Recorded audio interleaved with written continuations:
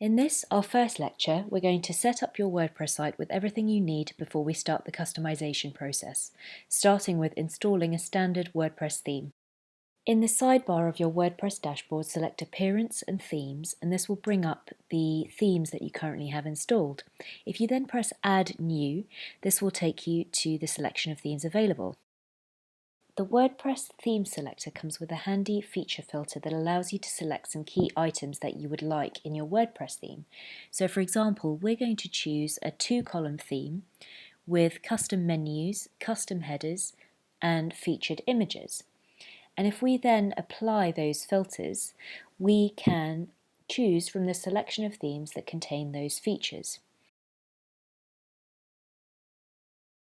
Now we're going to work with a theme called Colorway, which contains a large number of customizable features within the theme itself and makes our whole customization process a lot smoother. So if you go back to the search bar and type in Colorway, that should bring up the Colorway theme. So you can preview that theme and we'll go through some of the features that the theme already contains, which we're going to customize.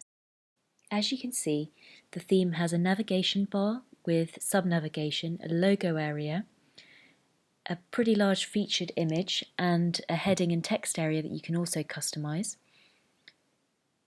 And then if you scroll down further, there are 4 featured images there which have hover actions on them, which you can also customize to make your site look a bit different. There's a widget area there which we can add to. And there's also a handy block quote area and footer area which we can customize to make your site stand out. So if you go ahead and scroll back up to the top and press the Install button, that will install the theme to your own WordPress install. Press Activate, and then if you visit your site, you'll see that the theme has been installed to your WordPress site. We've covered the first lecture of the Before We Get Started section and installed a standard WordPress theme. The next thing to cover is to create and install a child theme, which is where we'll do our editing. After we've been through the next 2 lectures, you'll need to make a decision as to whether to use the Jetpack plugin or to use a child theme. We'll go through each of these options in more detail in the following lectures, but it's worth going through some of the pros and cons of both options to help you make your decision as you're going through those lectures.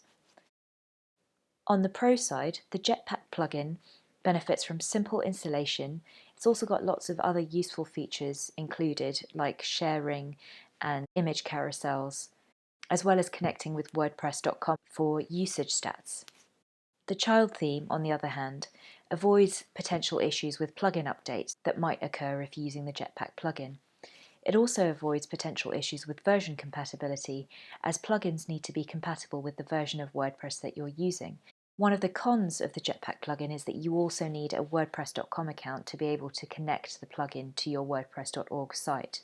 It also increases the site load time for some themes that are a bit more complex, which is a key factor in determining whether to choose the plugin or not. In terms of the child theme, installation seems a little bit more complicated, but actually isn't, which you'll see in the next lecture. And the other slight quirk of the child theme is that you can't actually preview your style changes, whereas with the Jetpack plugin you can. So these are some of the things to think about when deciding whether to use the Jetpack plugin or the child theme.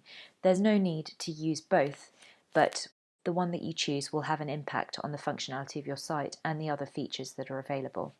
The rest of this course mostly uses the Jetpack plugin because the theme we've selected is fairly straightforward. So that might be something to consider when going through the rest of the course.